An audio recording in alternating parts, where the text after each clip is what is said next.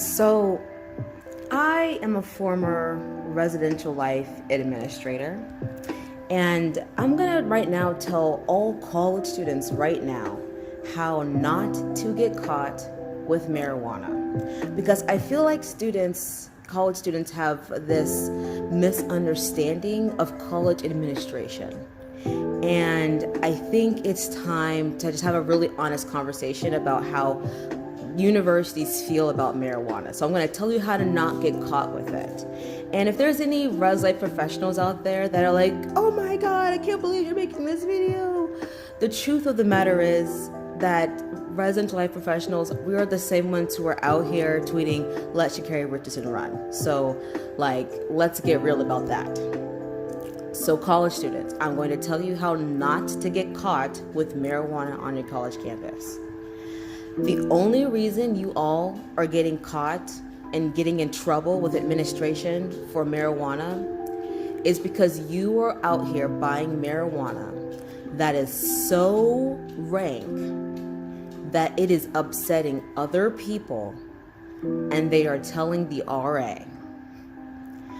And you might be like, it's not this thing where it's administration coming down on you being like, oh my God, we need to catch the marijuana. Like, no, it is so rank that it is upsetting other people and they don't know how to tell you about it.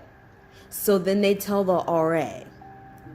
So then the RA is going to try to address it with you first, like student to student, right? Like, hey, just like, please, like, don't smoke marijuana. Like, can you do it somewhere else? It's upsetting people down the hall. And then they go back. Then you keep buying the really rank marijuana, and it's upsetting two more halls.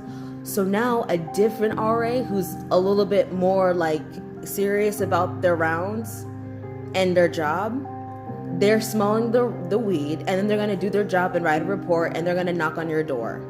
And so this is what their RA is going to see. I'm going to tell you exactly what they're going to see.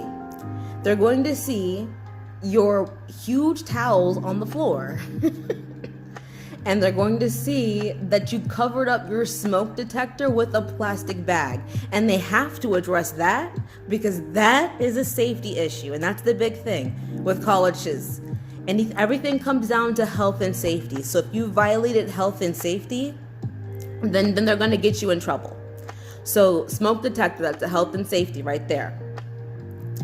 And then, so the other thing they're going to see is your window's going to be open, but it's going to be upstate New York in February. So they're going to look at you like, okay, bro, like, look at all these towels. You're spraying Febreze. Like, you were clearly smoking marijuana. At this point, there's no reason to just play dumb. Like, just be honest about it right here, right? Like, just say what you were doing. You were smoking marijuana. We know. Everybody knows. Like, we've seen this scenario a million times. So at this point, just own up to it, because the next part is like a lot of people get scared about. They don't know what's going to happen because television never tells you like what happens next, right? So what's going to happen next is you're going to have a meeting with a live-in professional. Yes, for those who don't know, there's a person with a master's degree. They do not get paid enough.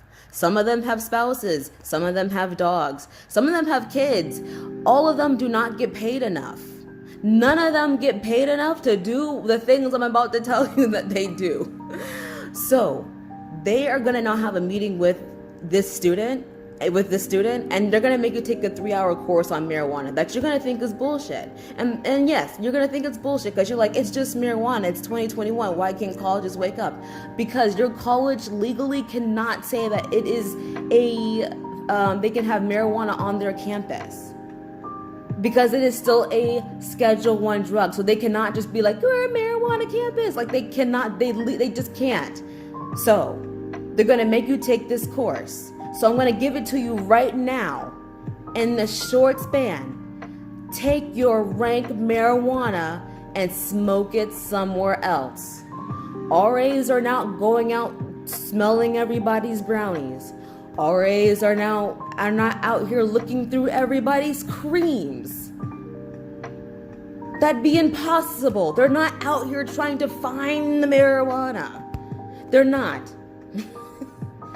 You all are smoking so much rank marijuana that it's upsetting other people. And that's what we're trying to help you understand. That you are upsetting other people. And then they're telling the RA. So, just take the rank marijuana somewhere else.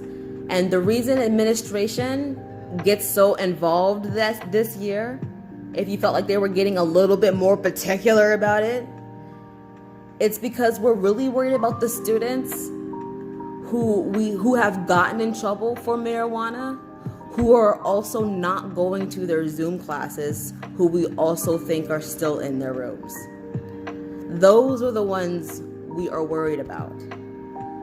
So if you are out there, it is so important to know the difference between a private resource and a confidential resource. A private resource is somebody like your academic counselor or your RD or your RA. That person is going to be required to tell somebody else, and it's going to trigger a response that you may or may not be ready for. And we're talking about like suicidal ideation. We're talking, have recently gone through some trauma. We're talking, I'm going through a collective number of things and I don't understand all the things I'm feeling, but I know I'm not okay.